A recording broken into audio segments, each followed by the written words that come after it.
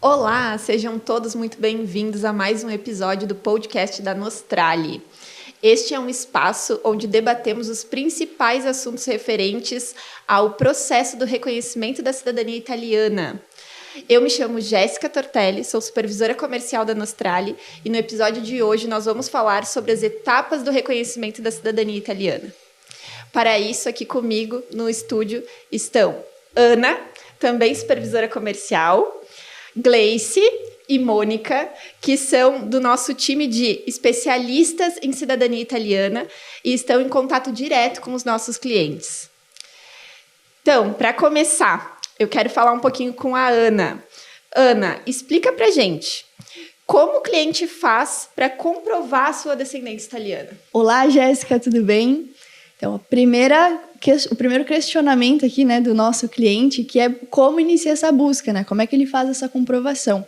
Antes mesmo dele dar o Google ali, pesquisar sobre o que é, como funciona a cidadania italiana, já tem algum indício, né, um conhecimento familiar, ali alguém que já fez o processo, ou até mesmo as histórias, né, que são passadas de geração por geração, de que tens ali um italiano.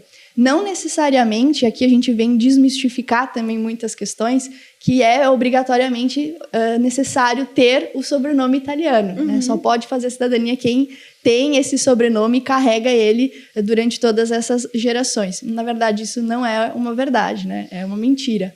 Então, como a gente consegue fazer essa comprovação para ter o direito à cidadania? Buscando, né, primeiramente, esse conhecimento de que se tem um italiano que nos dá essa origem, e comprovando através dos documentos. Então, é importante que a gente tenha esse conhecimento prévio, já sabendo quem é o nosso documento, o nosso italiano, da linhagem, porque é ele que vai realmente transmitir esse direito.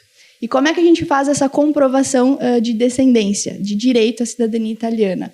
Através da transmissão de geração para geração, que é ou ter nascido dentro de um casamento, ou ter sido registrado por aquele italiano, né, que vai nos transmitir esse direito. Então, essa documentação, esse contexto probatório que a gente reconstitui através dessas certidões, é que vai fazer com que a pessoa consiga demonstrar esse direito. Não necessariamente tendo sobrenome, né? Sim, perfeito. Então, eu acho que um dos grandes pontos é a gente criar uma árvore genealógica da nossa família, mostrando a nossa descendência e a gente, então, reconhecendo ali quem teria probabilidade de ser um italiano, certo? Exatamente. E tem alguma questão vinculada a sanguíneo, algo nesse sentido? Exatamente. O direito, ele é um direito iuris sanguinis, né? Um direito de sangue. Então, por mais que seja distante a linhagem ou que a gente tenha algumas intercorrências aí no meio do caminho, é ele que vai nos dar o direito. E a gente demonstra isso através da documentação. Então, como mencionaste, né, é importante a gente iniciar essa busca pela cidadania, esse desejo, em conversas com a família, para conseguir angariar o maior número de informações aí, para realmente buscar a Nostrali para a gente dar sequência aí nesse projeto. Que bom. E, então, pegando o gancho dessa tua resposta, eu vou falar com a Gleice. Seja bem-vinda, Gleice. Explica um pouquinho mais para o nosso público, para o nosso cliente, que documentação é essa? Como a gente começa a reunir a documentação? Olá, Jéssica, muito obrigada. É um prazer estar aqui hoje. E, na verdade, as documentações que a gente precisa, as informações que a gente precisa são as que o cliente tem em casa. Muitas vezes vem através de conversas mesmo com a família para saber quem é o italiano, quem são as pessoas da sua linhagem, mas também sempre a mãe tem aquela certidão, uma amarelinha, debaixo do colchão. Todos os documentos e informações são importantes para que a gente consiga realmente avaliar essa transmissão e avaliar o processo. Certo. E quando eu não tenho documento, mas eu tenho um livro de família, eu tenho algum registro em casa, isso auxilia? Com certeza. Como eu disse, todas as informações que possam levar a gente a conseguir encontrar essas documentações. Perfeito. Então, e quando eu não tenho a documentação em casa, que eu preciso buscar a documentação através do auxílio de um cartório, de alguma entidade, de algum arquivo. Mônica, conta um pouquinho mais pra gente como é que a gente faz isso aqui no Brasil. Onde eu posso ir? Como que eu posso fazer essa parte? Então, primeiramente aí, olá para todas, né? Como a Gleice disse, é um prazer a gente estar aqui. A gente sempre conversa muito com os clientes, mas acho bem importante essa transmissão de informações, essa troca de uma forma bem simples, né? Então, assim, a documentação geralmente se busca junto com os cartórios, mas também se busca muito com paróquias, dependendo da época, não existia registro civil. Então, essa busca também acontece com paróquias, com dioceses. A forma mais simples, ali até como a Ana mencionou e a Gleice também, de se buscar essa documentação é em conversas com as famílias. Então, às vezes não se sabe exato o cartório, mas se sabe a localidade. Hoje nós temos um sistema também de busca, que é através do CRC, onde a gente consegue, através das datas, das informações, estar fazendo a busca de toda essa documentação junto aos cartórios. Então, por mais que eu não tenha dados exatos, eu tendo ali um recorte temporal, um nome, eu consigo estar buscando. E essa troca de informações junto com a família é sempre muito rica. Muitas vezes a família é muito grande, que é bem comum nas linhagens italianas, né? Então a gente não sabe, mas algum familiar já tem, então pode ajudar com a documentação. Fez a cidadania muitos anos atrás, tem algumas informações que sempre podem estar buscando. E claro, a Nostralia hoje conta com um departamento de genealogia muito completo, né? O nosso índice de sucesso aí nas pesquisas é super alto, né? Quase de 100%. Então, a gente também pode estar auxiliando nessa busca. Às vezes, uma documentação que é um pouco mais difícil de encontrar, a gente também está à disposição. Mas, geralmente, conversando com a família, indo nas localidades dos cartórios, às vezes não tem o nascimento, mas tem o casamento. Então, dentro da habilitação do casamento, tem a informação desse nascimento, a gente também consegue estar buscando aí toda a documentação necessária. Não é tão difícil quanto parece. É trabalhoso, é um pouquinho burocrático, mas não é tão difícil. Tá, e conta pra nós, tu falou ali habilitação de casamento. Muitos dos nossos clientes não sabem o que é isso. Então, explica um pouquinho melhor. O que seria a habilitação de casamento? Então, sobre a habilitação de casamento, né? Muito boa essa pergunta, já, porque muitas vezes os clientes, eles vêm com a informação de que, não, mas eu não tenho mais o meu nascimento, porque eu casei, eu só tenho a certidão de casamento. Mas, na verdade, não é isso. Sim, quando você casa, você entrega a sua certidão de nascimento e recebe uma de casamento. E é nesse documento, né, nessa pastinha, que fica o seu nascimento. Então, é na habilitação do casamento, quando a gente vai casar, a gente entrega ali um tempo antes, né, a certidão de nascimento, e depois vai lá e faz o casamento. Então, sempre na habilitação do casamento vai ter as informações ou uma cópia da certidão de nascimento. E aí, através dessa habilitação, a gente consegue estar buscando ali o local do nascimento, tá fazendo uma nova emissão dessa certidão. E fica no cartório, então, essa habilitação? No cartório de origem do casamento. Então, não tem o nascimento, mas tem o meu casamento, é só entrar em contato com esse cartório onde você realizou o casamento ou onde seus antepassados realizaram o casamento, que aí a gente consegue estar buscando o nascimento junto ali. Perfeito. Então, pelo que eu estou entendendo aqui na nossa conversa, né, meninas, a gente começa a nossa busca pelo processo de reconhecimento de nós mesmos que somos requerentes e vamos subindo a nossa linhagem até a gente chegar naquele possível italiano. E quando a gente chega, então, no possível italiano, Ana, como é que a gente consegue a certidão lá na Itália? Nascimento, casamento, o que a gente precisa buscar por lá? Então, já é muito importante a gente construir, né, do zero, eu digo, essa parte de como inicia essa busca da cidadania, porque muitos clientes chegam para nós já querendo partir direto do italiano, né, fazer uma pesquisa ou uma busca direto do italiano, sem reconstruir, né, essa parte da árvore genealógica abaixo do italiano, né, das certidões brasileiras em si. Então, é importante que a gente faça como você mencionou. Partimos de nós, vamos angariando essas informações, certidões, e quando a gente tem já o indício de um italiano ali na linhagem, acenda um alerta, que aí efetivamente a gente vai partir para esse antenato, da anticausa, né? Muitas das vezes o cliente e as certidões em si, eles não trazem uma localidade exata, certo? Eles não dizem, olha, o italiano de tal local. Ele só menciona a nacionalidade italiana, seja do homem ou da mulher. E a partir daí, então, a gente pode ter diversos caminhos a buscar. Né? Quando se tem um indício familiar, algum documento, né, alguma carta que veio da Itália da época, dizendo sobre essa localidade, a gente já pode direcionar essa busca, essa pesquisa para os órgãos italianos, seja as comunes ou até mesmo as paróquias e dioceses, dependendo, né, do ano, provavelmente, do nascimento ou do casamento. Mas quando a gente não tem nenhum indício, parece ser algo muito difícil, né? Imagina, a Itália também é um país que tem diversos lugares, diversas paróquias, comunes, enfim, e localidades também muito pequenas. E a comunicação, por vezes, também com esses órgãos não é tão fácil, né, como nós temos aqui hoje, né? A Itália ela tem um pouquinho de dificuldade de acesso, né, principalmente quando a gente fala de registros buscados por brasileiros, né? Então, o desconhecimento de fazer isso também acaba se tornando um degrau ali para buscar essas certidões italianas.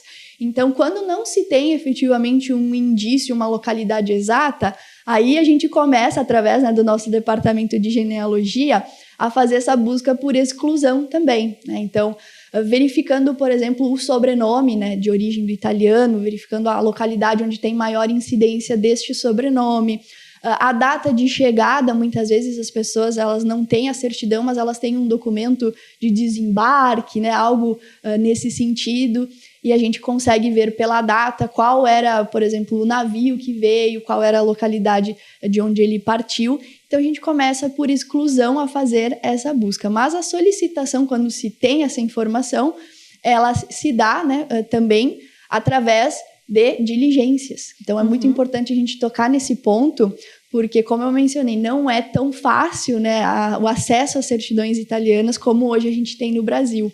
Então, a utilização de um diligente, de alguém que faça com que os cartórios, os comunes, né, lá da Itália, as próprias paróquias, atuem de uma forma mais rápida, né, para obter essa documentação, para a gente ter esse retorno quanto antes, né? Porque se sabe muitos relatos de clientes que chegam, olha, eu estou muito feliz hoje porque fazem 3, 4 anos que eu mandei um e-mail, que eu mandei uma carta, que me mandaram pagar uma taxinha lá na Itália e agora chegou para mim a certidão, mas não tiveram nenhum retorno sobre isso desde então.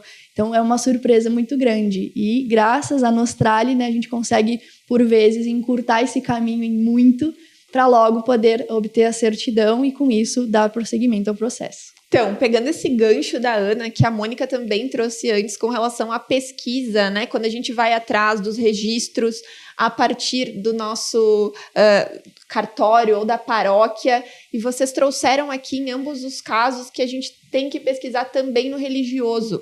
Então, eu queria saber, quando que a gente realmente deve pesquisar no religioso? Tem um lapso, um corte de ano? Tem algo que a gente possa usar tanto no Brasil como na Itália? Como a Mônica antes já me respondeu ali a respeito do registro no Brasil, conta um pouquinho mais pra gente sobre como que é aqui no Brasil. Como que eu tenho que fazer essa pesquisa no religioso? Quando?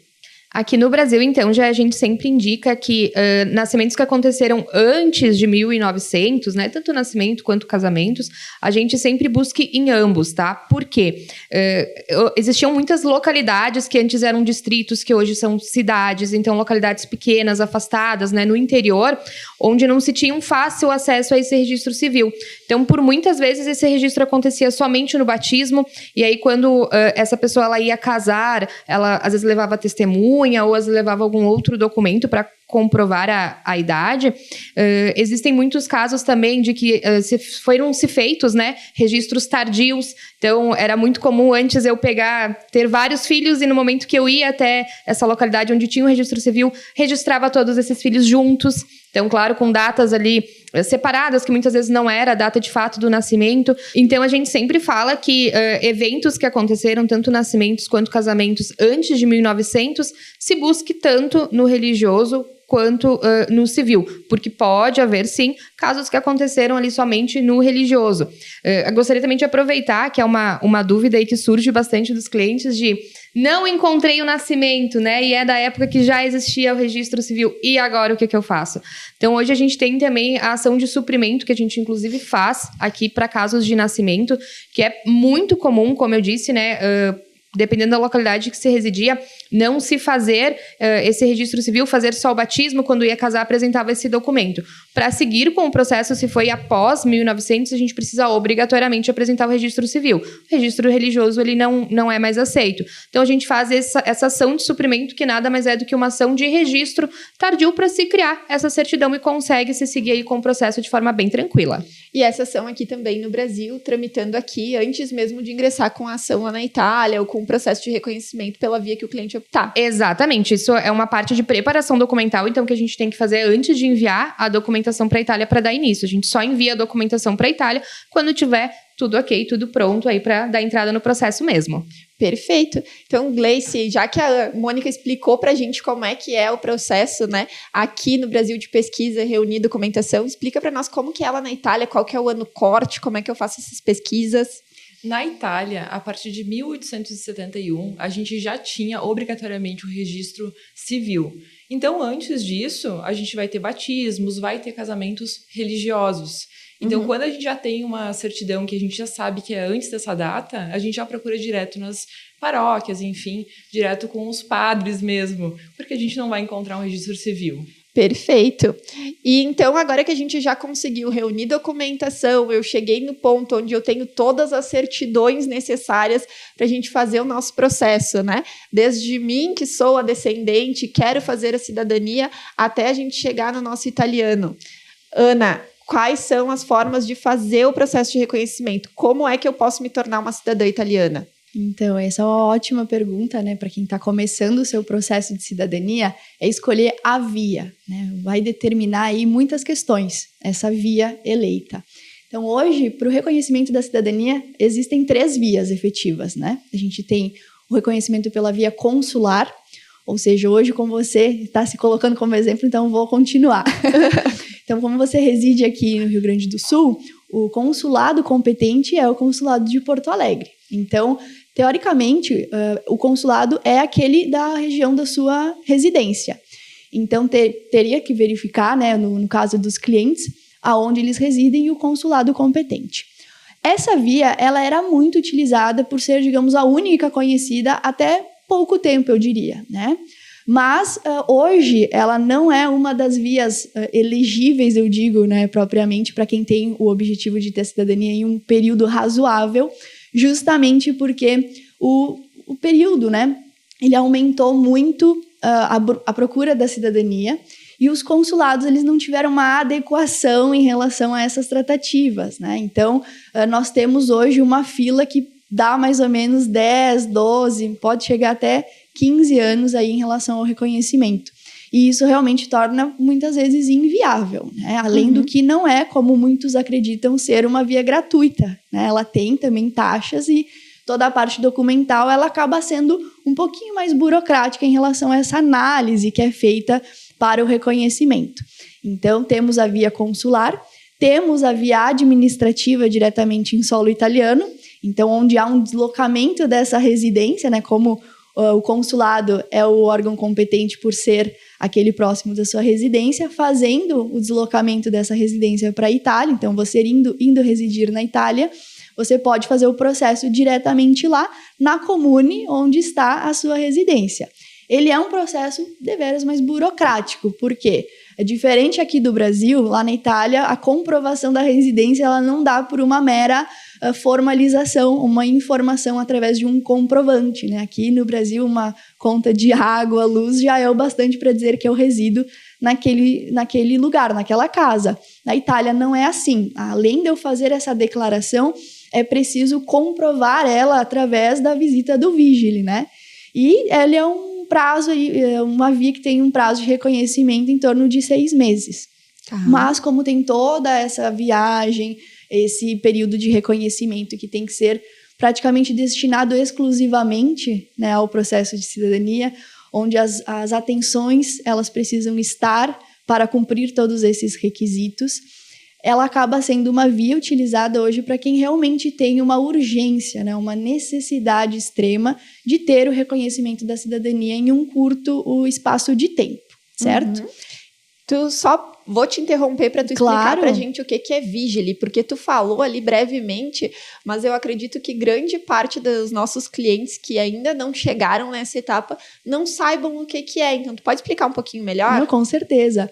O vigile, ele é se equiparando aqui no Brasil a um guarda municipal, né? Ele cuida, além de fazer essas confirmações de residência, digamos, cuidar das crianças que saem da escola. Então, ele tem outras funções também, mas ele também é a autoridade competente de ir na sua residência, quando está na Itália e fez essa declaração, para conferir se você está residindo lá. Então, é ele que vai fazer essa declaração também confirmando perante a Comune.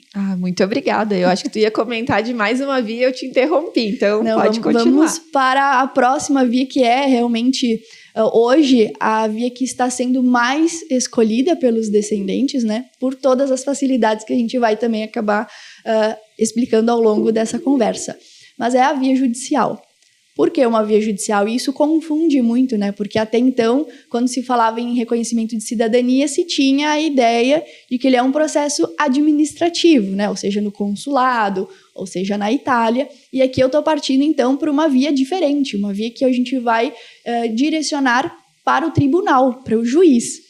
E por que isso é possível? Né? Porque nós temos hoje justamente esta fila consular extrema, né? Com muitos anos aí para aguardar o consulado ter essa atividade, e isso fere, né, os preceitos legais da Itália, porque eles teriam, em tese, 730 dias para fazer esse reconhecimento. A gente sabe que isso não acontece. Então, na Itália, isso também é de conhecimento público, e foi, então, aberta a possibilidade... acho que foi em 2009, né, Jéssica? Na verdade, pelo que eu me lembro, da via judicial, depende, tá? Qual foi a via, mas a via judicial materna foi em 2009 e a via judicial contra a fila consular, ela já existia desde 2012, mas ela começou a ganhar força em 2018 e com a pandemia aí sim teve o boom, porque as pessoas não podiam mais ir para a Itália. Se intensificou, né? Se intensificou. Então, nós temos a possibilidade da via judicial a partir ali de 2009, né? Mas as contrafilas, né, justamente a partir desses momentos mais intensos. E por que hoje ela é a melhor via para se colocar como reconhecimento? Porque justamente ela não necessita desse deslocamento até a Itália. Então, os descendentes, eles podem dar uma continuidade na sua vida, na sua jornada, no trabalho, todos os projetos.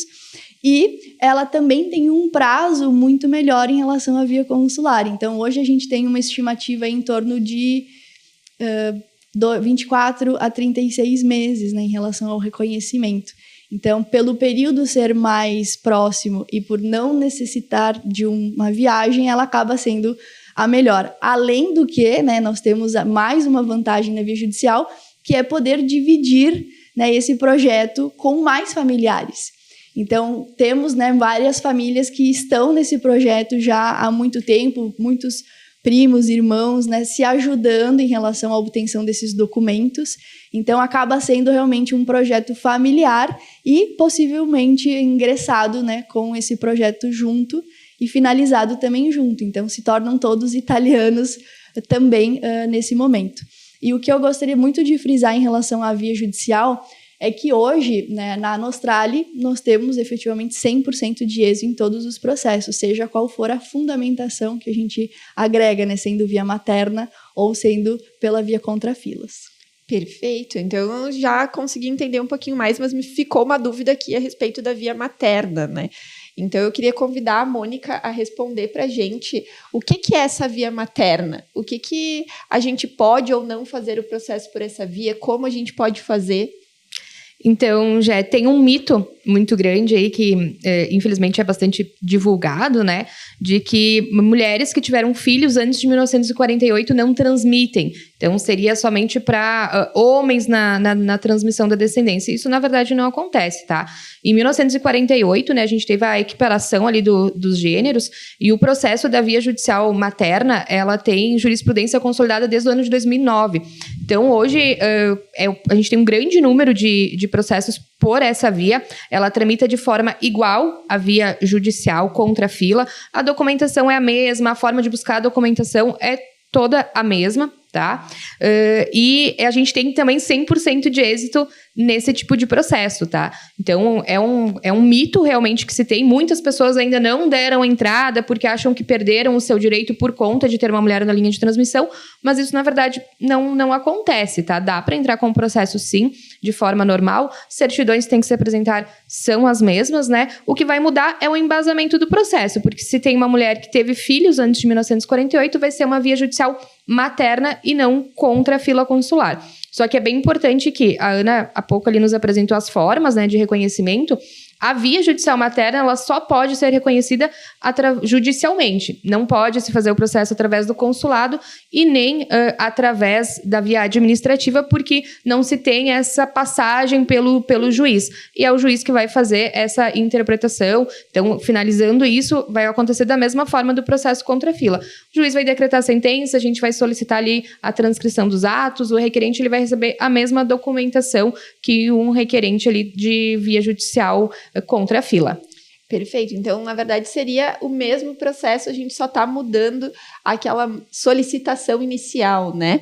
E a gente consegue transmitir uma segurança para o cliente através dessa via.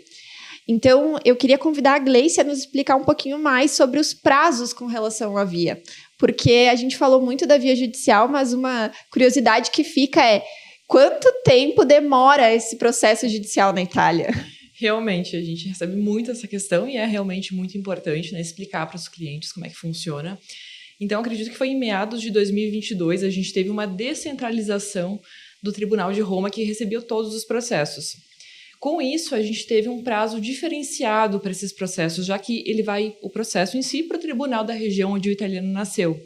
Como a Ana comentou anteriormente, né, a gente tem agora um prazo entre 24 e 36 meses, né, que a gente sempre coloca isso aos clientes, claro, um prazo de segurança. A gente teve, sim, casos que a gente teve um resultado mais rápido também, mas esse prazo engloba todos os tribunais, né? Também por uma questão de expectativa do cliente, né? Quando a gente passa um prazo menor, é frustrante para o cliente não ter aquele prazo. E também reforço aqui que existem muitos clientes que chegam a nós com assessorias prometendo para eles prazos muito mais curtos. E é importante a gente ter essa conversa e explicar ao cliente, porque realmente não existe mágica, né? Eu não posso te prometer um prazo de 6 meses se eu estou vendo que o tribunal realmente tem uma tramitação com um prazo maior. Até acredito que um ponto-chave nessa questão é entender que o processo, ele tem sim uma boa assessoria por trás, com todo um judiciário preparado, mas nós não controlamos a agenda de juiz, né? Exato. Acredito que o prazo ele não fica atrelado apenas à assessoria, apenas à Nostralia, ou enfim, o advogado que está fazendo o processo. Ele vai ficar atrelado também à agenda daquele juiz. Por isso é tão delicada essa questão, né? A gente não pode prometer a um cliente um prazo exato, porque a gente depende realmente de um juiz. Enfim, alguns têm uma demanda menor, conseguem nos dar um retorno mais rápido, mas a gente depende sempre do juiz e da sua organização para que a gente consiga ter esse retorno. E eu até quero trazer um ponto que a gente estava conversando essa semana, e eu vou convidar a Ana para falar, porque foi um caso bem surpreendente, né? Mas eu quero que ela traga os 2 pontos, porque a gente conversou sobre isso. A gente falou sobre um caso muito bom, muito ágil, rápido com relação ao reconhecimento, realmente surpreendente. E a gente falou também sobre um caso onde o cliente já está aguardando há um certo tempo, e esse cliente, inclusive, é bem conhecido nosso. E aí eu quero que ela traga esses 2 casos. Então, o primeiro caso, aquele caso que é bom, positivo, rápido, né? E outro caso que ele também é bom, mas que ele está levando um pouco mais de tempo. Na verdade, é comum, né? Cada processo, como a Gleice falou, cada juiz, cada tribunal tem o seu comportamento. Então, é sempre bom a gente frisar que, assim como um processo na Itália, eu comparo ao processo no Brasil. Quando a gente ingressa com qualquer ação, por mais que a gente tenha uma ideia de prazo de tramitação para aquele tipo de ação, N fatores que vão contribuir para o processo ser mais ou menos ágil, né? E até falando e trazendo agora um exemplo mais prático, né, como a gente estava conversando antes, tivemos, né, um dos tribunais mais, eu digo assim, que tem o maior número de processos hoje, né, após essa descentralização de Roma, é o Tribunal de Venezia. O Tribunal de Venezia, ele concentra muitos descendentes, né, porque muitos italianos vieram daquela região. Então, hoje, como teve essa migração ali de competência, muitos processos são ajuizados, por óbvio, nesse tribunal. E nós tínhamos, né, até então, uma expectativa de tramitação ali que beirava realmente os 24 meses. Mas tivemos uma novidade, né, nesses últimos tempos, em relação a um novo juiz, que realmente teve um protocolo em fevereiro, e em torno de 2, 3 meses já temos a finalização do processo. Então, para trazer ainda mais e salientar essa subjetividade dos prazos, que nós não realmente temos essa gerência, ela fica com o juiz, né? Diferente aqui do Brasil, a gente não tem como ficar peticionando, pedindo, né? Porque é uma tramitação diferente, é um tribunal com uma cultura diferente. Então, é importante a gente ter essa observação e ver que não é porque é especificamente Veneza que vai levar 2 anos, ou porque é um tribunal diferente que vai levar X tempo. Então, é importante a gente atentar para como isso muda em relação ao tempo, em relação ao juiz, a competência que cai, e esses fatores realmente a gente não tem como determinar previamente. E o outro caso, né, o caso do meu esposo, efetivamente, que está nesse projeto do reconhecimento da cidadania e teve, né, um processo diferente, onde ele foi ajuizado, se não me engano, ali em novembro de 2022. Logo já tivemos o ajuizamento da audiência para fevereiro, e até então nós tivemos 3 novas datas, então esses processos eles foram reagendados. E também é uma prática que a gente vê que pode acontecer nos processos, né? O juiz ter que readequar a sua agenda, então ele vai chegando próximo daquela data, o volume de trabalho não o permite cumprir a agenda, e ele precisa remanejar. Então, trabalhar com essa expectativa, né, sendo para um prazo menor ou maior, que os projetos também, né, dos descendentes que estão na busca da cidadania, que estão com o seu processo encaminhado, ele seja adequado a essas médias que nós passamos. Então, é muito importante a gente frisar esse ponto, porque não somos nós, né, assessorias, enfim, que vamos determinar o prazo de finalização. E a Nostralia, ela atua numa frente muito importante até para trazer uma maior segurança e uma maior previsibilidade no que a gente pode atuar, que é entregar, né, uma pasta o mais completa possível, analisar todos esses processos, os comportamentos, né, que a gente verifica em relação aos tribunais e adequar essas pastas documentais para evitar ao máximo, né, que se tenha ali pedidos de diligência que podem vir a postergar, né, ainda mais o processo. Então, a importância da qualidade da assessoria e a atuação forte da Nostralia nesse ponto, ela também é uma vantagem. Eu acho que isso atrela muito aquilo que tu trouxe e as gurias, tanto a Gleice como a Mônica trouxeram também, né? Relativo à Nostralia ter 100% de êxito em todos os seus processos. Acho que isso está muito voltado a essa cautela, essa credibilidade com relação à documentação, porque pelo que a fala de todas trouxe, há uma preocupação muito grande com isso desde o início do processo. Então, agora para a gente finalizar, eu queria convidar a Mônica a nos contar o porquê que os clientes acabam optando mais pela via judicial. O que tu acha que é um fator decisivo nesse ponto? Eu acredito que não é só um fator, é mais de um, né? Mas os 2 fatores que geralmente a gente destaca um pouco mais é essa questão que a Ana mencionou antes, de eu poder dar entrada nesse processo sem parar com a minha vida aqui, que com a via administrativa, infelizmente, não é possível. Então, tem essa facilidade de eu não tenho que me deslocar para a Itália em momento algum, né? Eu posso seguir trabalhando, estudando com os meus planos normalmente. Outra questão também é que essa via ela não tem um limite de requerentes, então podem participar comigo, né, qualquer pessoa que descenda no mesmo antenato italiano. Isso facilita por 2 pontos. Primeiro, porque toda a família vai ser reconhecida junto, e também a gente sabe que hoje a questão financeira voga demais, né? Então, quanto mais requerentes, mais barato fica, porque eu estou agregando pessoas que vão dividir esses custos comigo. Então, desde a parte da documentação até a parte de assessoria. Então, hoje, a via judicial ela acaba sendo uma via acessível por conta do tempo e da comodidade, mas também pela questão financeira, de eu não ter que parar com a minha vida em todos os sentidos, não só no sentido dos meus compromissos pessoais, mas também dos meus compromissos financeiros. Eu posso continuar buscando os meus sonhos aqui no Brasil e correndo atrás dos outros sonhos lá na Itália.